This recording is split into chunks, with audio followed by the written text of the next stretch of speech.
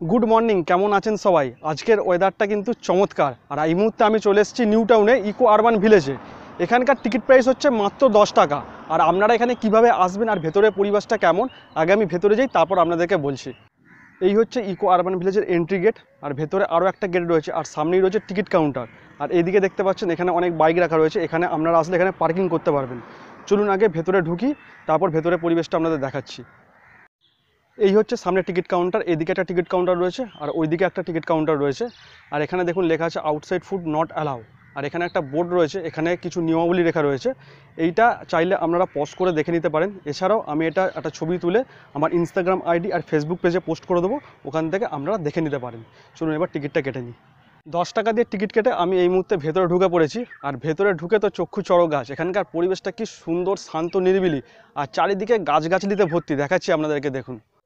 এই হচ্ছে eco urban ভিলেজের entry gate. আমি এই গেট দিয়ে ভেতরে ঢুকলাম। ভেতরে ঢোকার পর এখানকার পরিবেশটা দেখুন কত সুন্দর, আর গাছপালাতে ভর্তি। আর মেনটেনেন্স কিন্তু খুব সুন্দর করে করা রয়েছে। আর এখানে রয়েছে একটা ট্রাইবাল মিউজিয়াম, মানে আদিবাসী সংগ্রহশালা। এই সংগ্রহশালায় আমরা ঢুকবো একটু পরে। তার আগে আমরা চারপাশটা একটু ঘুরে দেখে নিই।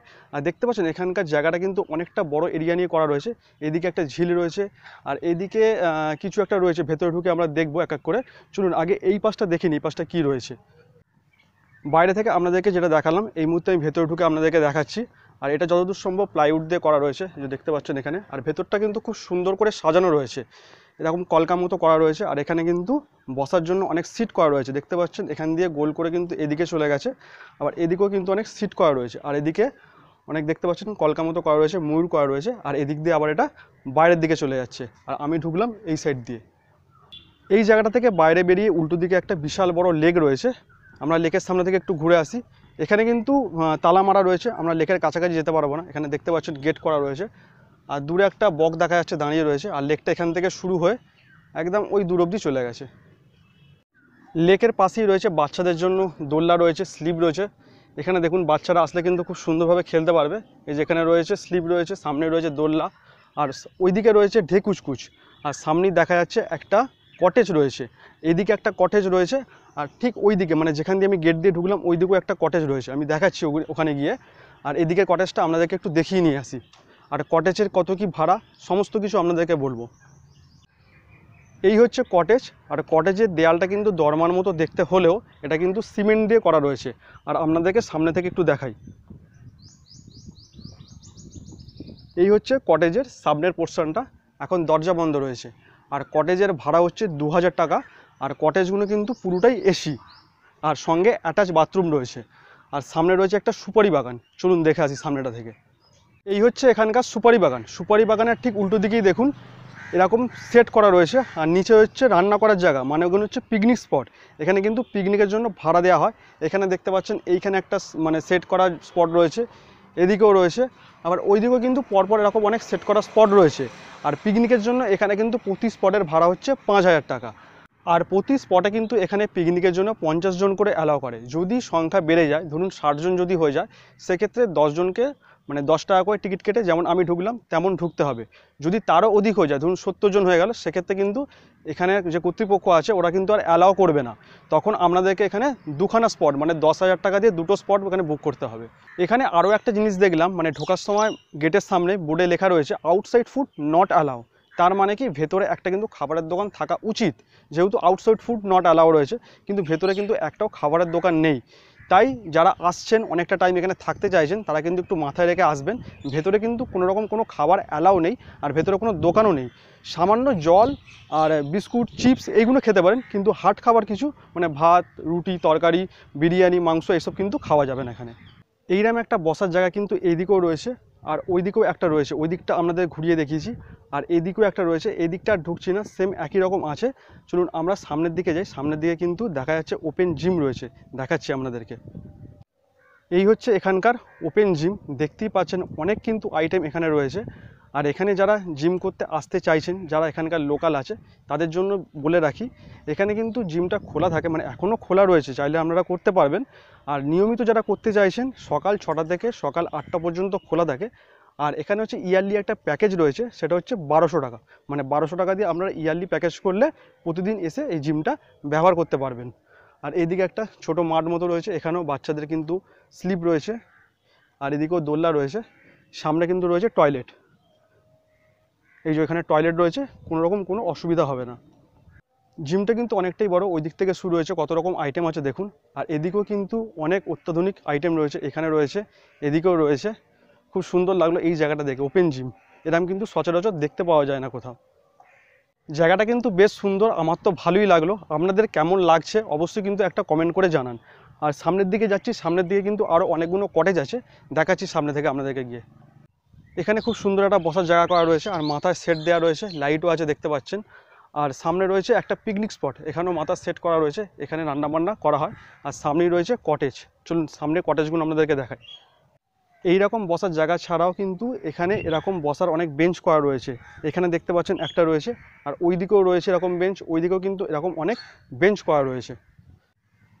এইদিকে মোট দুটো কটেজ রয়েছে, এই একটা কটেজ রয়েছে আর এই একটা কটেজ রয়েছে। আর কটেজগুলোর সামনেটা কিন্তু দেখুন কত সুন্দর করে সাজানো রয়েছে, আর মেনটেনেন্স কিন্তু এখানে খুব সুন্দর করে করা রয়েছে, দেখতে পাচ্ছেন গাছগুলো দেখি হয়তো বুঝতে পারছেন, খুব সুন্দর মেনটেনেন্স রয়েছে। আর কটেজগুলো যেমন বললাম 2000 টাকা ভাড়া, আর টোটালটাই কিন্তু এসি আর অ্যাটাচ বাথরুম রয়েছে। আর এই কটেজের পার রুমে কিন্তু 7 জন করে অ্যালাও। আপনাদেরকে কটেজটা একটু সামনে থেকে দেখাই, ওই দিকেরটা সামনে থেকে দেখিয়েছি, এদিকেরটা একটু সামনে থেকে দেখিয়ে দিই। এই হচ্ছে কটেজে ঢোকার গেট, দেখতেই পাচ্ছেন খুব সুন্দর পরিষ্কার পরিচ্ছন্ন।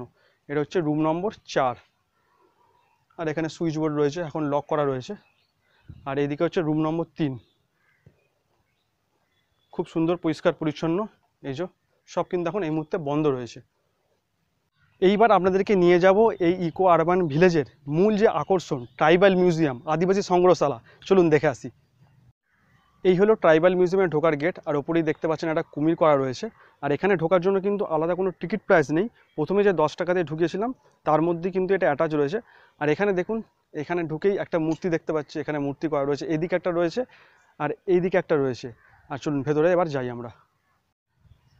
গেট দিয়ে আমরা ভেতরে ঢুকে গেলাম, ভেতরে ঢোকার পরই এখানে সোজাসুজি দেখতে পাচ্ছি কাঠের কিছু বাদ্যযন্ত্র করা রয়েছে, দেখাই আপনাদেরকে। এই যে দেখতে পাচ্ছেন এখানে কাঠের বাদ্যযন্ত্র করা রয়েছে, ঢোল টাইপের, ঢাক টাইপের, এদিকে রয়েছে, এদিকে রয়েছে।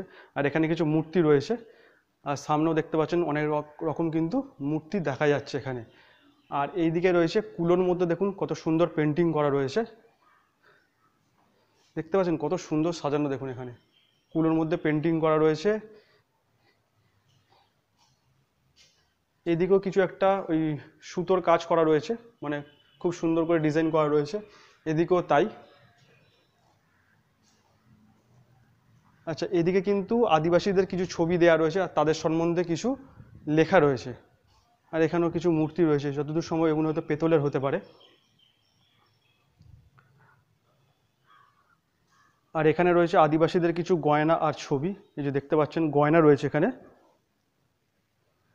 হাত পাখা রয়েছে, এখানে মাটির একটা থালা টাইপের করা রয়েছে। আর এদিকেও রয়েছে এরকম ছবি দেওয়া রয়েছে আর তাদের সম্বন্ধে লেখা রয়েছে, চাইলে এগুলো আপনারা পুরো দেখতে পারেন। এইদিকেও রয়েছে,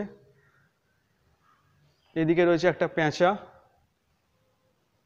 আর এদিকে কিছু মুখোশ রয়েছে, দেখুন বিভিন্ন ধরনের মুখোশ কিন্তু এখানে করা রয়েছে।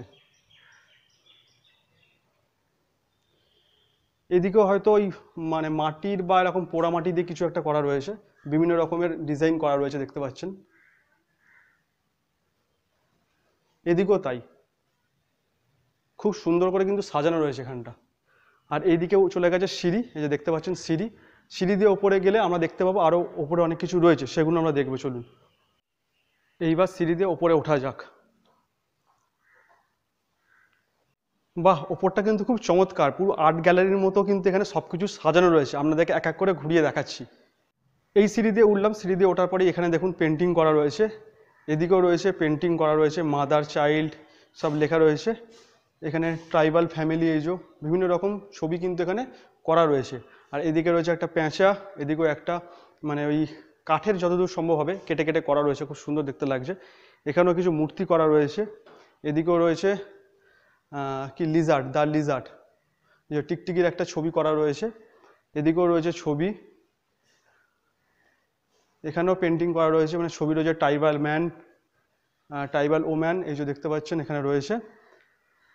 আর এখানে দেখুন এই যে এখানে কুলো, যতদূর সম্ভব এগুলো ওই কুলোর মধ্যে কিন্তু এখানে আঁকা রয়েছে বিভিন্ন রকমের মাছ, সিংহ, হরিণ, পাখি সমস্ত কিন্তু এখানে আঁকা রয়েছে। আর এদিকেও রয়েছে কিছু মূর্তি করা রয়েছে, এগুলো সব পোড়ামাটি যতদূর সম্ভব। আর আমরা এদিক দিয়ে উঠলাম আর ওইদিকে সিঁড়ি দিয়ে নামবো। এবার আস্তে আস্তে নেমে যাই এখান থেকে। এর আগের ভিডিওতেও আপনারা দেখেছিলেন আমি দোলনা চেপেছিলাম প্রকৃতির পাঠশালায় গিয়ে। তো আজকেও দোলনা চাপছি, আর দোলনা চাপতে চাপতে আপনাদেরকে বলে দিই আপনারা এখানে কিভাবে আসবেন। তো এখানে আসতে গেলে প্রথমে আপনাদেরকে আসতে হবে ইকো পার্ক 4 নম্বর গেট অথবা নবাবপুর, দুটো জায়গা একই। তো ওইখানে এসে রাস্তাটা ক্রস করে উল্টো দিকে চলে আসবেন, দেখবেন অনেক অটো দাঁড়িয়ে রয়েছে। অটো ভাড়া নেবে 12 টাকা, বলবেন ইকো আরবান ভিলেজ যাব, একদম গেটের সামনে আপনাদেরকে নামিয়ে দেবে। এছাড়া নবাবপুরের আগের মোড় হচ্ছে পেঁচার মোড়, সেই পেঁচার মধ্যেও আপনারা আসতে পারেন, সেখানে পেয়ে যাবেন টোটো। তবে টোটো ভাড়া একটু বেশি নেবে, 20 টাকা, একদম ইকো আরবান ভিলেজের সামনে আপনাদেরকে নামিয়ে দেবে। আর ইকো আরবান ভিলেজের টিকিট প্রাইস তো আপনাদেরকে বলেই দিয়েছি আগে, 10 টাকা নেবে। আর এটা সোমবার বন্ধ থাকে, বাকি দিনগুলো সকাল 9টা থেকে বিকাল 5টা অবধি খোলা থাকে। যখন এই ইকো আরবান ভিলেজে ঢুকি তখন আপনাদেরকে একটা কথা বলেছিলাম, আজকের ওয়েদারটা চমৎকার। সেই কথাটা বলার পরই দেখলাম ওয়েদার আমাকে পুরো বাঁশ দিয়ে দিল। এখন দেখতে পাচ্ছেন হয়তো ঘেমে নিয়ে একদম চান করে গেছি, মানে এত গরম, এত ঘাম হচ্ছে, মানে আর কিছু বলার নেই। তো যাই হোক, ভিডিওটা আজকে এখানেই শেষ করব। ভিডিওটা কেমন লাগলো অবশ্যই কমেন্ট করে জানাতে ভুলবেন না। দেখাবে পরবর্তী ভিডিও। আর ভিডিওটা ভালো লাগলে চ্যানেলটা অবশ্যই সাবস্ক্রাইব করে নেবেন। আগামী দিনে চেষ্টা করব আরও ভালো ভালো ভিডিও আপনাদের কাছে নিয়ে আসবার। তো চলুন আজকের মতো ভিডিওটা এখানে শেষ করব। সবাই ভালো থাকবেন, সুস্থ থাকবেন, দেখা হবে পরবর্তী কোনো ভিডিওতে। আজকের মতো টাটা।